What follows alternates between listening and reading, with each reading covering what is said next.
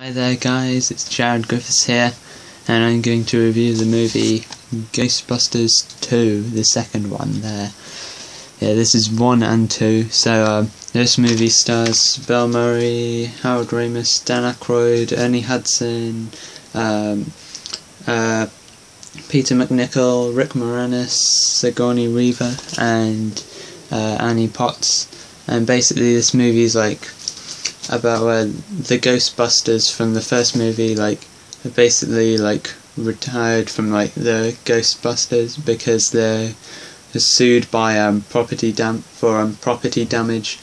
So we see that Ray Stantz and Winston Zeddemore, who are now unpopular children's entertainers, and I think the joke with that is that at the time Ghostbusters was really popular with children, you know, the cartoon and stuff. And the kid who says, my dad says you guys are full of crap, is actually Ivan Reitman's son. Ivan Reitman's the director of both the first two Ghostbusters movies.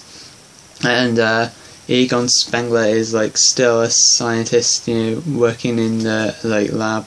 And Peter Venkman is now a TV show host, a talk show host, and what's kind of funny, he talks to people who think that the world's going to end. One thinks it's going to end, you know, on New Year's Eve of that year, and what's funny is the woman on there says the world will end in 2016, which is the year the female reboot of Ghostbusters came out, which I find quite funny.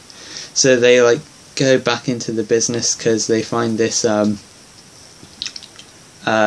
green slime, not green, pink slime, and Dana Barrett, you know, she has a baby, but it's not Peter Venkman's baby. A lot of people say it's this movie's disappointing because everyone suddenly hates them now, and it's just disappointing after the first one. And also that Peter and Dana, you know, aren't together, you know, in this, but still it's a really fun story, and that's what makes this a really good movie. And also there's this guy with this Eastern European accent who's called Janosz Poha, who's played by Peter MacNicol, and he worships this painting of Vigo, a guy called Vigo. It's a painting that to comes to life. Vigo is a god, and basically he wants Vigo wants to get a baby, and Janosz basically gets Dana's baby for it, and they have to try and get it back. And the only other thing that I've seen Peter MacNicol in, as far as I know, is the Mr. Bean movie, and it's funny, it's a completely different character in this.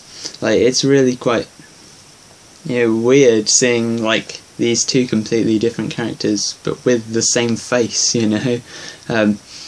But yeah, he's really funny in this. He could be quite funny in the Mr. Bean movie as well, his reactions to the stuff Mr. Bean did. But yeah, Peter MacNicol's really great in this. And but another thing people say is this seems to be more like the Ghostbusters cartoon than the first one. They got stuff they had Winston, Ernie Hudson. He didn't have his mustache in this because the cartoon, they didn't really have the rights to use their likenesses. And also Janine looks more like in the cartoon. But yeah, I don't really mind that. I think it's quite cool. I mean, the Ghostbusters cartoon is the only cartoon based off a famous 80s movie that isn't extremely forgotten these days. There's been lots of cartoon series based off like 80s movies, like even ones based off movies that are not meant for children but being aimed at children. Now the other thing is, like, while the first film wasn't super inappropriate for children, it wasn't particularly aimed at children. This one, the second one, is more aimed at children, or like a family audience, really. But I don't really mind that. I mean, kids will still find the first one to be like really cool, and maybe not like little kids, because it would be a bit too scary. But yeah, this and Vigo, the villain, that he's actually really cool as well. He has a really awesome voice.